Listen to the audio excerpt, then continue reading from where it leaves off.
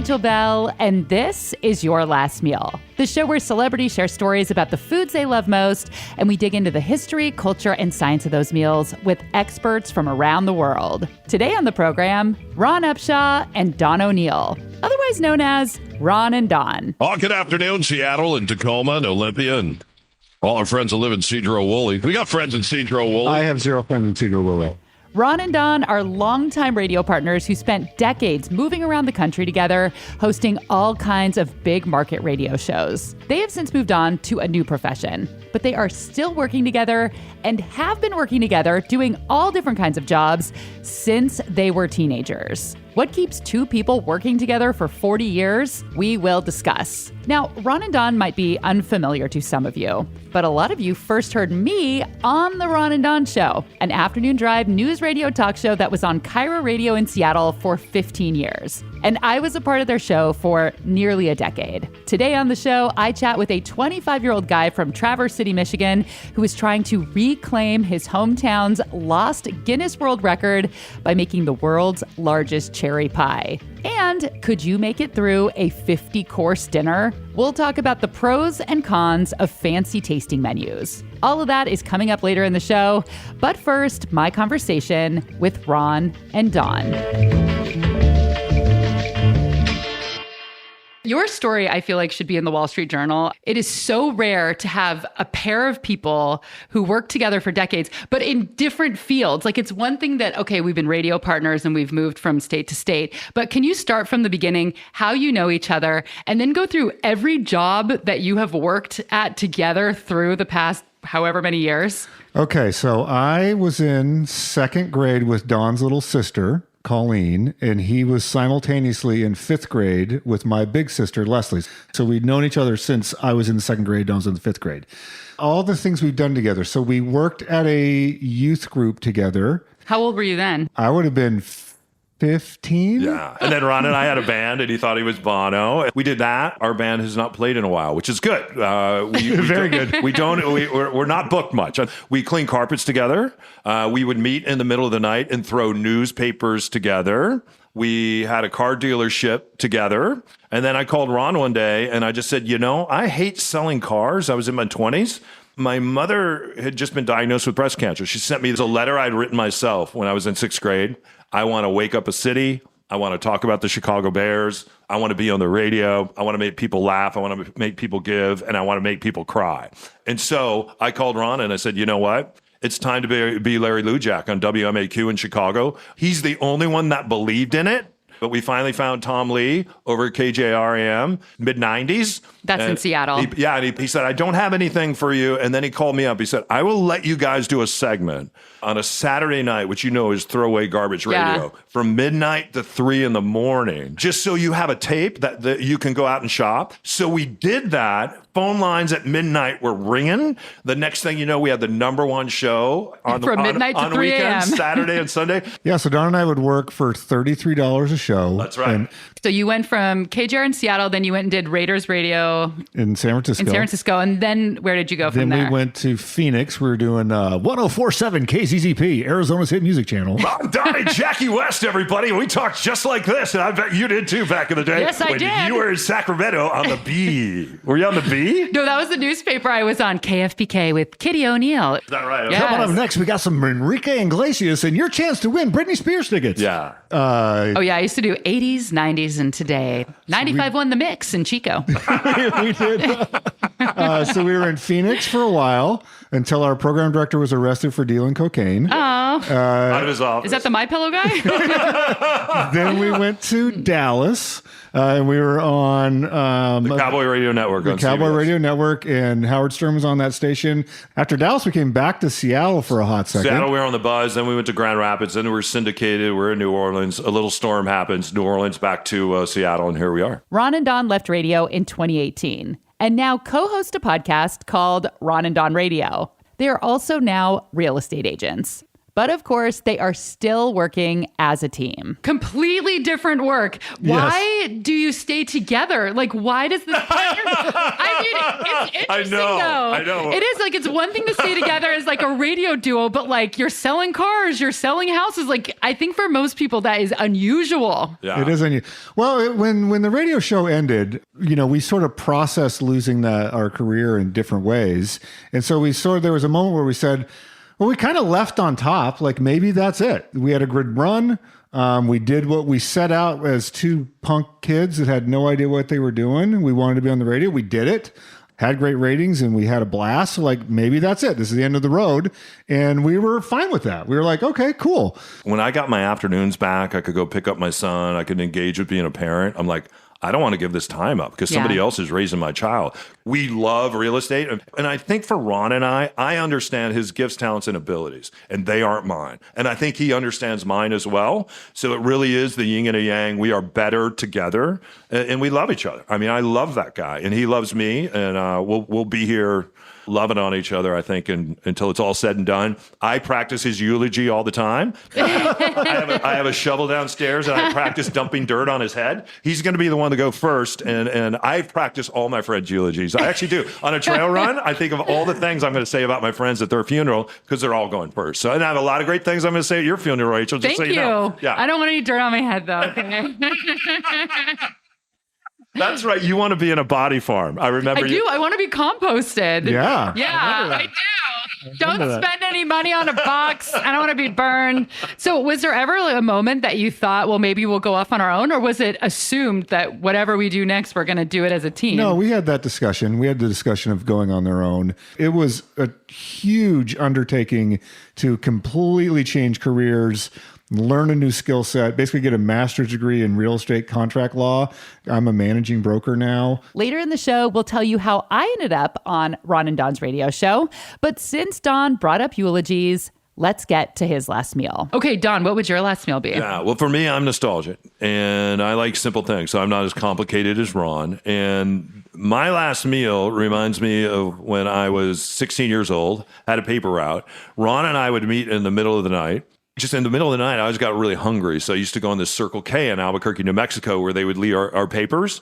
And I would walk in, I'd buy a quart of Borden's chocolate milk. I would also, at the time, you could find taco flavored Doritos. Yes. For whatever reason, taco flavored Doritos are now a special order, but they're very, very hard to find. But they are so delicious, you guys. I can picture the bag right now from the 80s. They have to be taco flavor. And then on top of that, I fell in love with Dolly Madison cherry pies. They were about 49 cents with the cherry compote inside. It's the same stuff you dump when you go camping and you get 2 pieces of white bread and you put the cherry compote in and you throw it in the fire. And so I would sit there sometimes just as we're driving. I would drink the chocolate milk. I would eat the Doritos. I can't believe I ate this way, right? And I think because I think of the way that I eat now. But what's really unique about that, like I love cherry pie so much. I could eat a whole cherry pie every I know you love cherry pie, for the yeah. rest of my life. And what's really neat is I share my love for cherry pie now with my son, who's 12. So on our birthdays every year, April 9th through April 14th, during that week, my friends know I love cherry pie, and I would say I probably have 5 or 6 different cherry pies that are just dropped off at my doorstep during birthday week. So I try to share those cherry pies, but I will say this. Interesting. I've never gotten a slice of birthday cherry pie. Huh. Wonder why that is. Cherry pie from High Five Pie is pretty good. And Rachel, I believe, has bought me some pie before. And I have to say, we will sit down through the course of that week together. We'll consume a cherry pie. We'll drink some chocolate milk. And it really connects me to those fun times with Ron when I was growing up and we were carefree. And that to me was a good meal that I used to eat in the middle of the night. For his last meal, Don O'Neill wants chocolate milk, taco flavored Doritos, and cherry pie.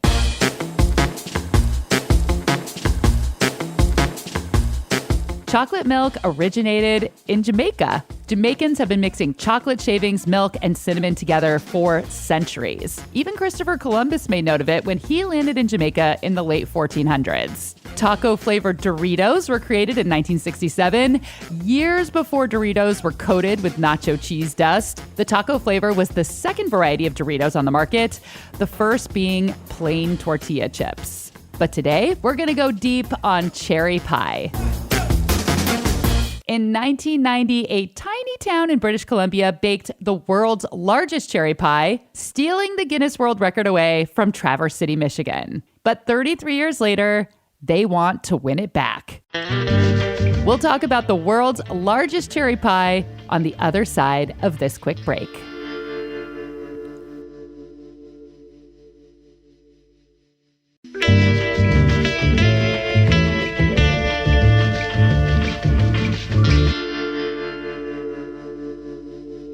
Don O'Neill loves cherry pie. He says he eats about 5 of them over the course of his birthday week every year. But 5 pies is nothing compared to what the Guinness Book of World Records has crowned the world's largest cherry pie.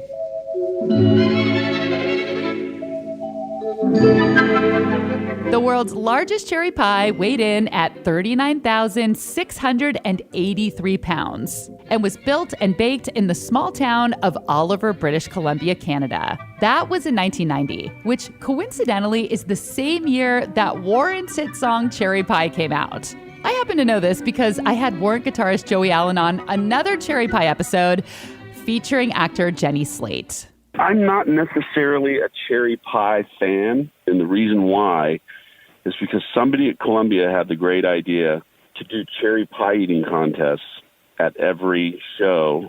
So they would take a band member to these cherry pie eating contests. And if you can imagine, you do, 1 or 2 of those and you start seeing what happens when people eat cherry pies. Eat them twice, if you get my drift. Oh. It kind of looks like a horror show when you see cherry pie coming out of people's noses and back through their mouths after they eat it. Kind of sours you on that lovely dessert. I didn't dislike cherry pie at that point, but after all those cherry pie eating contests, I'm kind of like not so hip on the cherry pie. I'm more of an apple pie guy myself. To hear my whole interview with Joey, scroll back to 2018 and listen to my Jenny Slate episode.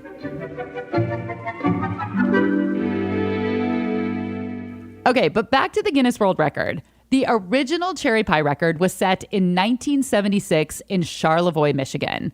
Their pie weighed over 17,000 pounds, and as the story goes, they mixed the dough for the crust in a cement mixer and used a helicopter to help lay out the lattice topping. 11 years later, in 1987, a new record was broken only about an hour south in Traverse City, Michigan, the cherry capital of the world. That pie weighed about 28,000 pounds, and the pie tin stretched 17 feet across. 35,000 people showed up to the event, and they ate the entire pie. In fact, they ran out of pie before everybody got a slice. But then, just 3 years later, in 1990, an even bigger pie was baked in Oliver, British Columbia. No, my name is Bob Ellis. I live in Oliver, BC. How were you affiliated with the record? I was a member of the Oliver Rotary Club. If you come up and suggest an idea, you have to run with it. And so it became my baby. So this was your idea? Yeah, it was my idea. Bob convinces Rotary Club that they should create the world's biggest cherry pie. Oliver is located in the Okanagan Valley, where they used to grow a lot of cherries. I took a recipe for a 9-inch cherry pie to a math teacher who was a member of the club. And I asked him, would he tell me what I needed for something that would be 20 feet in diameter and 2 feet deep? And it took him a while, but he figured it out. How much money did you have to raise to buy all the ingredients and to get the pan made? We didn't have to spend a penny. I had to go in cold on the phone, explain what we were doing. Would you like to donate 3,500 pounds of sugar to this? And, everybody responded. The guy who volunteered to make the pie pan supplied his own steel, and after the record was broken, he took it back, melted it down, and repurposed the steel. In Oliver's, is there any place where people can see that this record happened? Is it something that people talk about? Is it a part of the town's image? No, we got a lot of new people moving in, and most people don't even know. Since we did this, quite a few of the fellows pass away. But in Traverse City, Michigan, they still have their massive pie tin on display. Right on the side of the road with a nice little area for people to pull off and take pictures in. And almost every time you pass, there's always people out taking photos. That's Garrett Porter. I am from Traverse City, Michigan, which is also the cherry capital of the world. And I am spearheading, along with the rest of the Big Pie Project team, the world's largest cherry pie to come back to the cherry capital of the world and bring that title back home. The idea of baking a 50,000 pound pie, how do you even bake it? Is there an oven? Tell me each step. Like, how do you make the crust? How do you make the filling? You can't just go and buy cherry pie filling off the shelf and use big tubs of that. Everything has to be made specifically for this pie. And of course, being the cherry capital of the world, we want to support the local Northern Michigan cherry farmers. So yeah, it starts with getting enough cherry pie filling. In order to fill up this entire tin, you need a top and a bottom crust. Lattice crust is currently our plan for the top crust. And then you have to build a brick oven and get, propane burners underneath, a series of burners with circulation. And a pie this size, a 50,000 pound pie, will take anywhere from 8 to 12 hours to get up to temperature in order to be safe for serving, and making sure that everything goes flawlessly, because one small hiccup could basically ruin the whole thing and make all of the work not really worth it. Garrett and his crew have spent the last year trying to raise $50,000. And that $50,000 just makes up the raw materials that can't really be donated by any of the local Traverse City companies. So stainless steel alone, food grade stainless steel that we need to make this pie tin is $30,000 alone. And then you have about $10,000 to get the Guinness Book of World Records here in order to verify the pie. And so that basically right there in those two categories makes up about $40,000 of the $50,000 that we're trying to raise. Okay, wait. The Guinness World Records, they charge $10,000 to send someone out. I read it's called the adjudicator. What is that money going towards? I'm not really sure, Rach. I was quite shocked by that number as well. But if we want to do it and we want to get the title and we want to get the official Guinness Book of World Records title back in Traverse City, there's really no way around it, unfortunately. And yeah, that's the fee that comes along. And I don't even believe that's including like the travel and the lodging for the adjudicator that has to be on site. What a racket, as the old folks might say. That's crazy. That's right. So far, they have only raised about $10,000. We want to give back to the community. We don't want to just ask for $50,000. So our whole plan with this is we expect about 40,000 people to show up to eat a slice of the world's largest cherry pie. And we are going to do a small admission into the event where there will be live music and ice cream and cherry vendors. Once you pay your $3 to $5 admission to get in, you can have as much pie as you'd like, because just like the previous world record holders, we do not want any pie to go to waste. By the end of the event, we hope to raise over $200,000 for the community of Traverse City, which will all be dumped right back in to area nonprofits. I have a big question for you. Back to Bob. Did you know that Traverse City is trying to take the record back? Somebody mentioned that they probably would, but I really don't care. I mean, records are meant to be broken, and that's fine. If they can do it, good luck to them. So it doesn't sound like you would mind if they broke the record. I guess it's been a while, right? It's been 33 years. Yeah, no, I mean, good heavens to say, all records are meant to be broken. So, no. Bob, you're so nice. I was trying to have this big controversy here, and now it's just like, just a nice Canadian guy who hopes for the best. I mean, I'm 82, so I'm not about to start doing something like that. And Garrett is 25 years old. He wasn't even born when any of the previous records were set. He's a young guy, is he? By the way, if you wanted to pass on my email address to the guy that's trying to do this, I don't mind corresponding with him. Oh, that's so nice of you. I will. I'll send him a message. I'm sure he would love to chat with you regardless. He's a really, really sweet guy.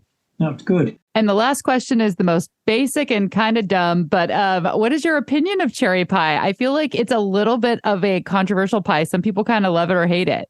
Yes, we love cherry pie. There are so many incredible cherry pie bakers in the Northern Michigan area, and the entire Big Pie Project team can't get enough cherry pie, especially growing up in the cherry capital of the world. It would kind of be wrong to not like cherry pie if you live in Traverse City. Well, there's such a big difference between having a cherry pie with fresh local cherries and opening up a can. I think that's where the controversy comes in, because the cherry pie filling in a can is so gloopy, kind of overly sweet. Yes, if you don't like cherry pie, I think you need to take a trip out to Traverse City in the summer. Come to the world's largest cherry pie event. Change your mind forever. What is your opinion? Do you like cherry pie? I'm not a cherry pie. I'll eat cherry pie, but it like if there's a selection of pies, it'll be way down on the list. The same with apple and pumpkin. I don't like pumpkin. Give me raisin pie and pecan pie and blueberry pie and blackberry pie. Any other pie.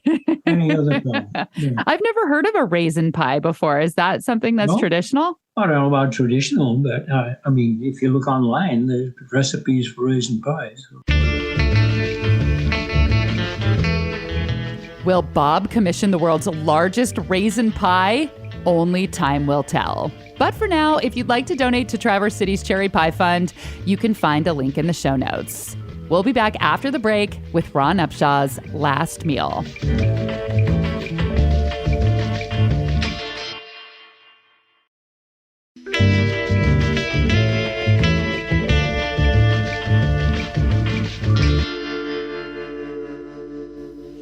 All right, we're back with Ron Upshaw's Last Meal. Okay, Rachel, I've thought a lot about this because I have listened to every single episode of the Your Last Meal podcast, including stuff off the record that probably has never even reached the air. Whoa. Like back in the Where'd day you get that? when you would take me in the studio and I would preview stuff. My last meal, and I'm hoping that you do a deep dive on this, would be an assemblage of tasting menus. I love a couple times a year of finding a tasting menu. When I go to a restaurant, whether I've been to like Jose Andres tasting menus and sushi tasting menus, I've done them in Europe and that like Michelin rated places and just hole in the wall places. When you have a chef who can tell a story through like 8 or 9 courses, and then there's the beverage pairings and the whole thing, that's my jam. So my last meal would be kitchen stadium style, get like Gordon Ramsay and Jose Andres and the people from Canlis and like whoever's doing these tasting menus, a top sushi guy, and everybody competes with their tasting menu. I just did Tomo down in Burien. I think is like a 6-course tasting menu. It's always delightful. You're always surprised. It's the first time I ever ate ants in Mexico. Oh, yeah. At Pujol, which was a top 10 restaurant in the world. I never would have ordered that if I wouldn't have done the tasting menu. Not that I'd order it again, but I'm glad that I experienced it. So my last meal would be the battle of the tasting menus. And I want to know when it started. How long? Is this a 1,000-year tradition?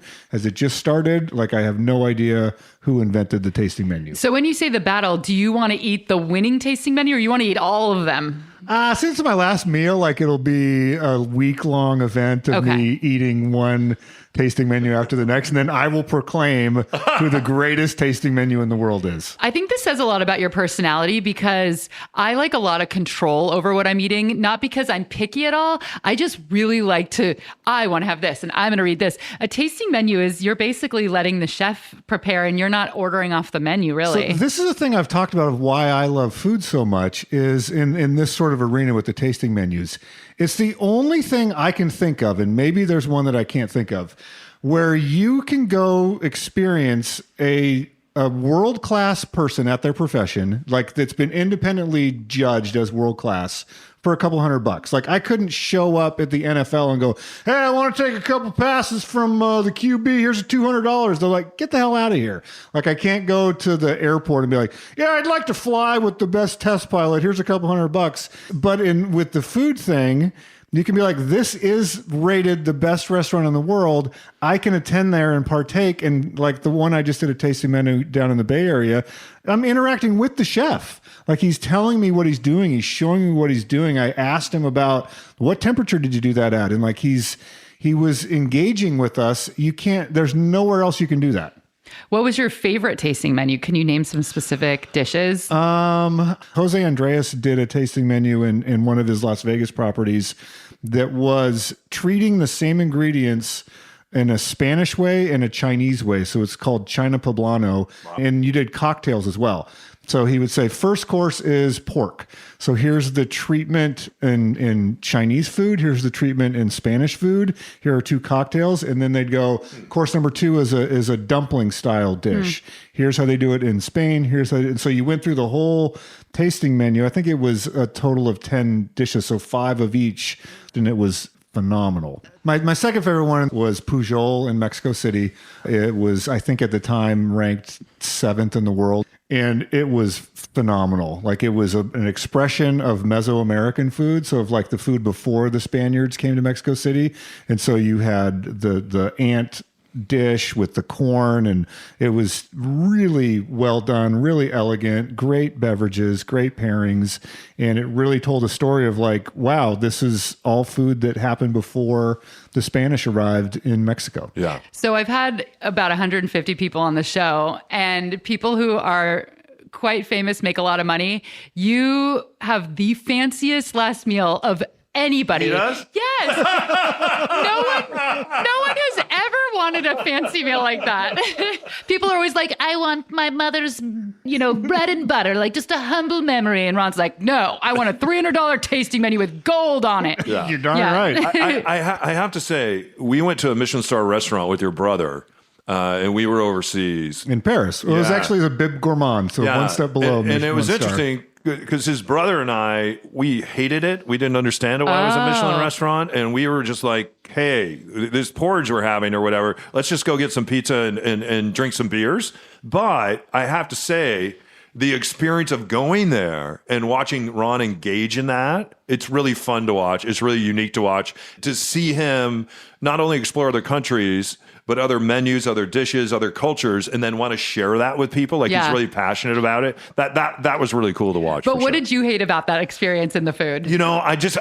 I didn't get it. And when I don't get something, it used to be I would just kind of shut down and I don't get it and let's go eat pizza and drink beer and all that. I would say now, fast forward, because I cook more, I'm trying to be more open so that I can learn. So the good news is your palate can change as long as you remain open. And I haven't always been open. And that's the one thing that I really appreciate about you and appreciate about Ron. For his last meal, Ron wants a multi-course chef's tasting menu. As far as the history of tasting menus, royalty and rich folks in places like France have been serving multi-course feasts for centuries. But if we're talking about restaurant tasting menus, it was chefs in the 1990s like Thomas Keller at the French Laundry who kicked off the modern trend. What is a tasting menu? So a tasting menu kind of gives you a taster of what a chef is about. So in many cases, they would start out with a few little amuse-bouche, and the courses, they do tend to be a little bit smaller, 8, 10, 12, even up to 50 courses. So the whole purpose of a tasting menu really is to give you a story of what a chef is about, what a restaurant is about through food. That's Hong Kong-based food and culture writer Charmaine Mock. Back in June, she wrote an article for the South China Morning Post titled, "Are Tasting Menus Worth It?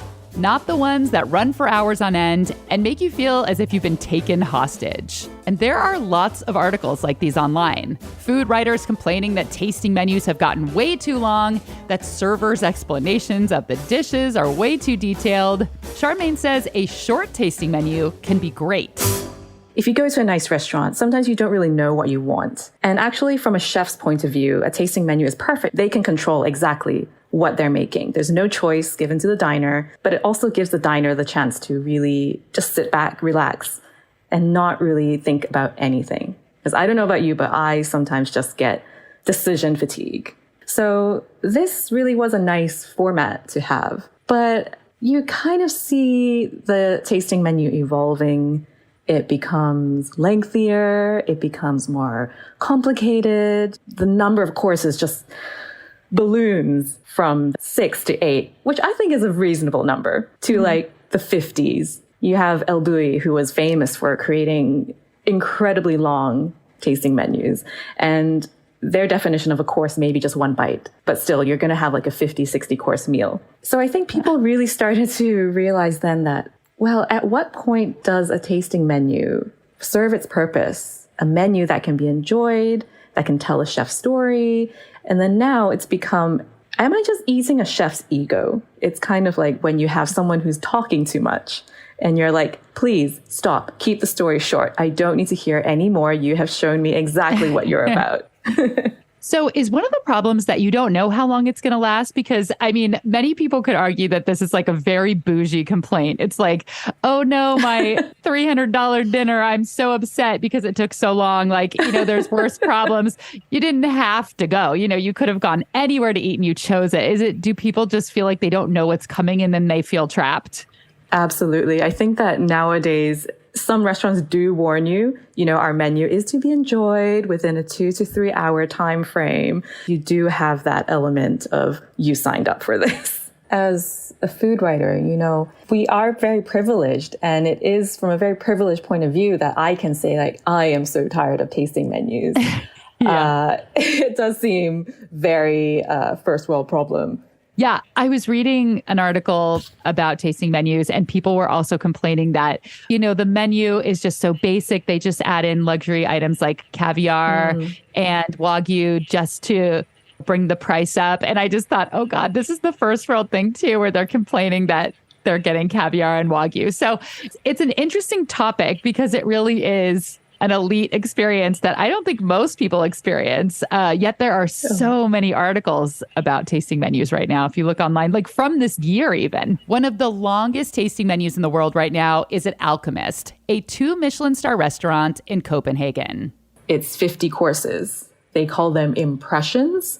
They're fleeting, they kind of arrive and you consume it and then it's gone. So little impressions. Chef Rasmus Monk, he suggests that this menu lasts between 4 to 6 hours. They're kind of known for kind of like avant-garde takes on classic dishes. So they have this thing called the sunburnt bikini, the Spanish sandwich, the ham and cheese, and it's kind of reimagined into this sphere made of mochi dough. So you kind of have little crazy things like that. So when I asked Rasmus about his whole concept, he was saying, the experience at Alchemist isn't just a dinner. It involves performance, interaction, and visual technology. Our guests are prepared and expect a lengthy menu. And he also goes on to say a big part of the eating experience is therefore also discussing and discovering different issues like plastic pollution, food waste, social injustice, and topics like organ donation or child labor in the chocolate industry. So I think, he's trying to tell stories and he's trying to make people think through each of the courses. I think he's trying to get conversations going. With 4 to 6 hours, I think there will be a need for conversation starters. That is so bizarre, though. Organ donation. It's also interesting. And, I wonder if this goes back to the chef's ego, because it sounds like not only is he designing exactly what you're going to eat, but it sounds like he also wants to tell you what the conversation topics are going to be as well. So it's almost like a salon. So it's like a really, really, really curated experience. It is a mind massage. It's a lot. It also costs a lot. According to their website, a meal at Alchemist costs the equivalent of $718 American dollars. If you want the wine pairings, the coffee, the tea, and the digestif, the meal is $2,145 per person.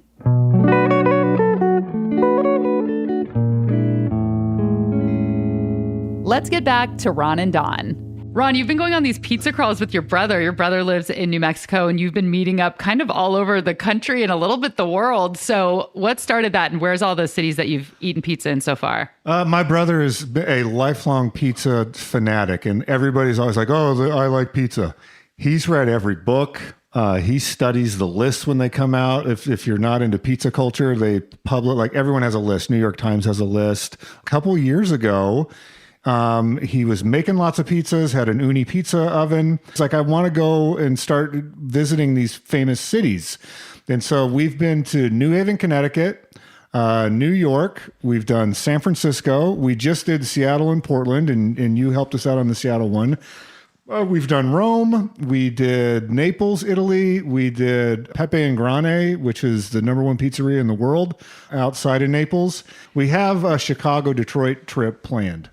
And I have to say, on Ron's Big Green Egg, he has perfected the art of making a pizza on a pizza stone. A pizza pie? Has he ever had you over for a pizza party? Yeah, we did a pizza party. Yeah, but sorry, Ron. Ron's still dealing with the Trader Joe's dough. Okay? That's fair. I have not mastered dough. It's okay.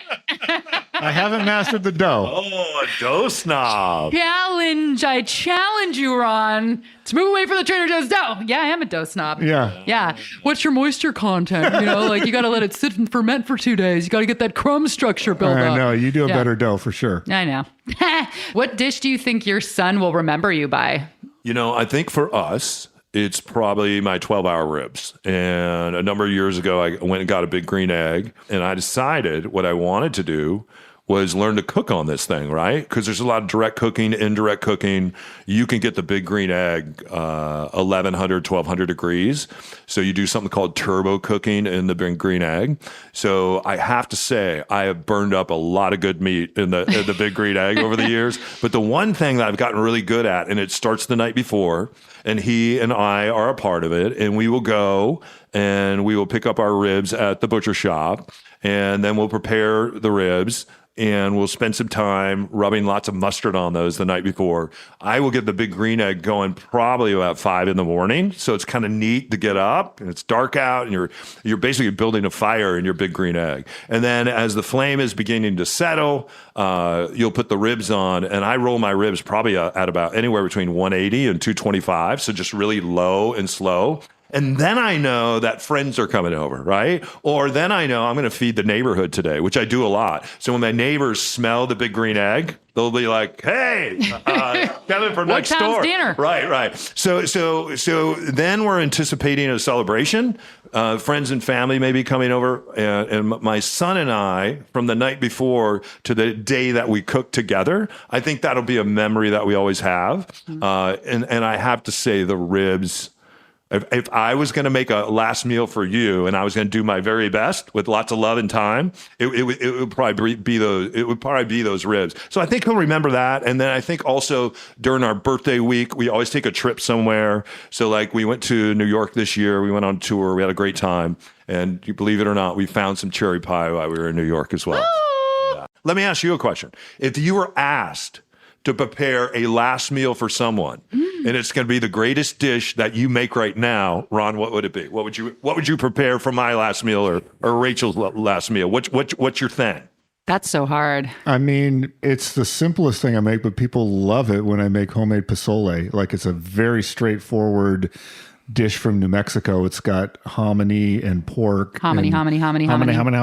And it in a queso fresco. Like, it's very simple homemade tortillas. People love it. You have to make a pretty good tri-tip on the big green egg. You do, yeah. That people really liked. I mean, probably one of those, I would think. Mm-hmm. Yeah. What about you? Oh, that's so hard. Some of the things that I really like that I make, they don't feel like something I would serve for a last meal.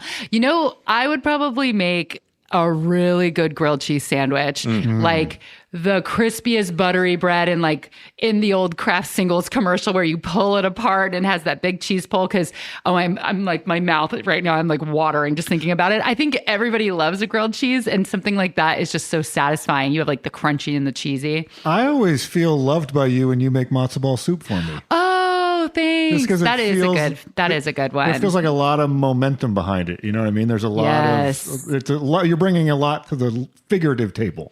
What I want to try making, because I'm friends with the woman who owned the Pho Cyclo restaurants, and she's married to an Israeli. And I was always saying, why don't you make matzo ball pho soup? Like, put the matzo balls in the pho. I really want to make that. Ivan Ramen does that. He does? Yes. Okay, there goes my idea. He does what is it called? Schmaltz? Yeah. He does the Schmaltz ramen. Yeah, but he doesn't put matzo balls in it, does he? I don't think he puts Not matzo balls in it. I've been to his restaurant. But the Schmaltz, the Schmaltz he does in the broth. chicken, the chicken ramen, yeah. And that was Ron Upshaw and Don O'Neill's last meal.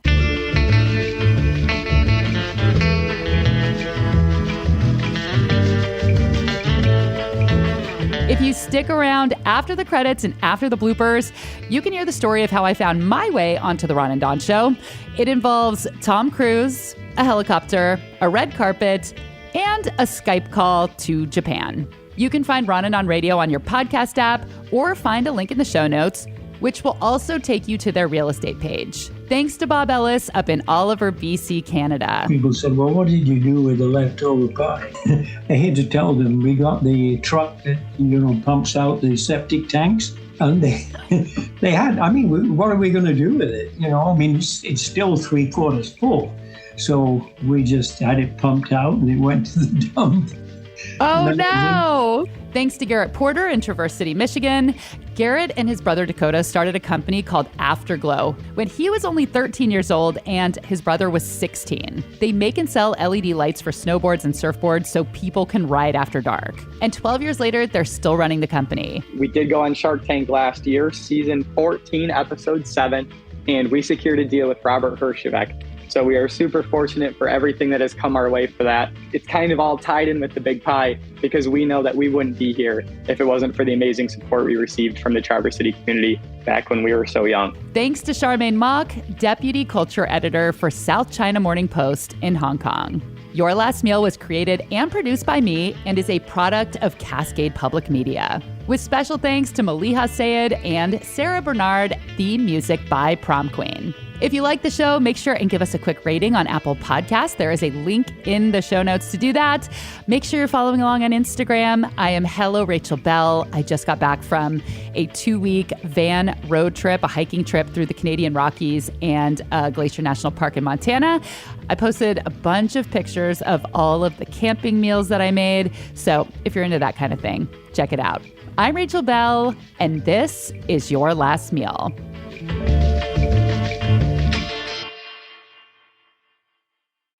Hi.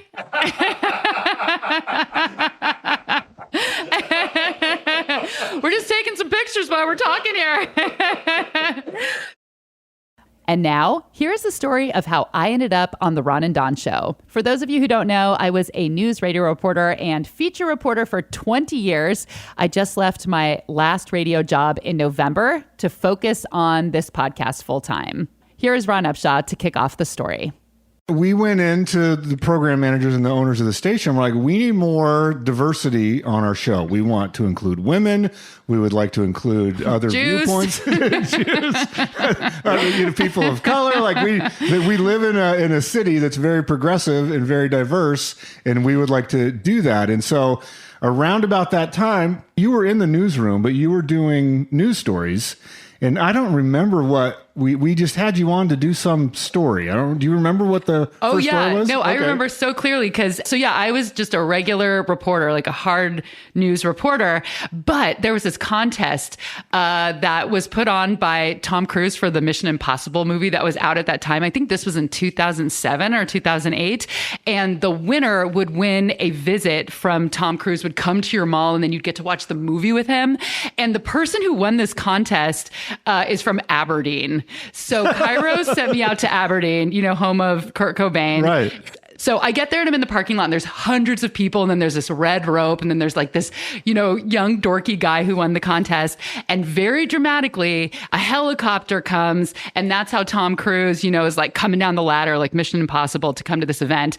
And the big surprise of the event was that Katie Holmes was there because they had just started dating and everyone was going crazy. I totally remember this now, the helicopter landing. I remember. Yeah. And so I went on your show and I don't know if I'd been on your show before, but if I had, it would always be about court cases or murders or something. But I was reporting live from the red carpet and interviewing all these women who were screaming and like, I don't care how short he is, I want to marry him.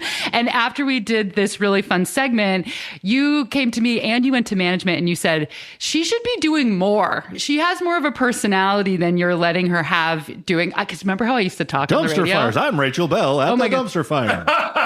And so it was that story. So I ended up leaving in 2008. And just as real quick, but my memory of that is once we sort of had some of those moments and you knew how fun it could be. Yeah. You got real despondent over them shoehorning you into the same type of story. Go cover this case. There's a car crash. There's a fire. There's a murder. And you were like, I don't want to do these stories anymore. Well, it was depressing. I mean, to go way back, the reason I got into this industry in the first place was kind of by accident. I was never a person who was into news. I wanted to be a movie director. And in college, they gave me an internship at a news radio station. And my first day there, I felt like oh my God, these are my people. Everyone had a dark sense of humor. Everybody was strange. You could be your complete self. Everybody was strange. Everybody, I mean, right? Like Those are my everyone. people. Yes, like everyone at Cutlass. So every newsroom I worked in, it was the same thing. Like all these weirdo misfits with strange senses of humor. Where I always thought you grew up and you went to work and you had to have this different personality, and you put your shoulder pads on, and you're carrying your pumps to the subway with your sneakers on, and it wasn't like that. And so I got into news for the people, and then just covered murders and stuff, and it just didn't match my personality. I remember we went out to lunch, and you were like, I'm going to move to Japan and teach English. And I was like, what? Like it came out of left field to me, but that's what you did. Yeah, that's what I did. And then one day I got a Skype from you guys. And I was getting ready to come back, and I'd already actually accepted a job at my old radio station in Sacramento. And you asked me if I wanted to be on the show.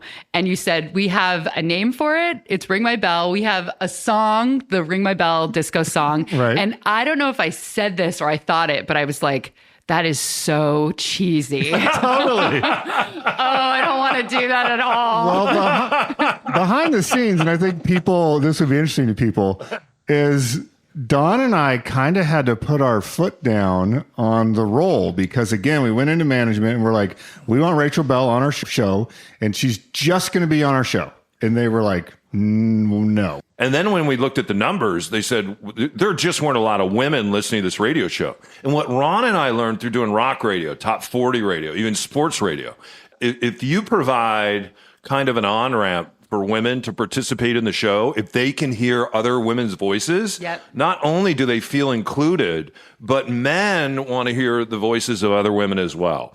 And I remember going up to Carl Gardner, I give him a lot of credit, when we wanted to go and hire you. And he said, you know what? He said 3 things. Number 1, I know she's good. Number 2, we don't have the money. And number 3, I don't get her. I do not get her. I said, why don't you then dip into our contracts coming up, dip into our contract and pull the money out of that, because we think she's so important to the sustainability of our show, and women like her. They didn't dip deep, I'll tell you that. Anyway, Carl worked to find the money. And then I said, it is important, Carl, you're a 60-year-old male. And it's good that you don't get her, right?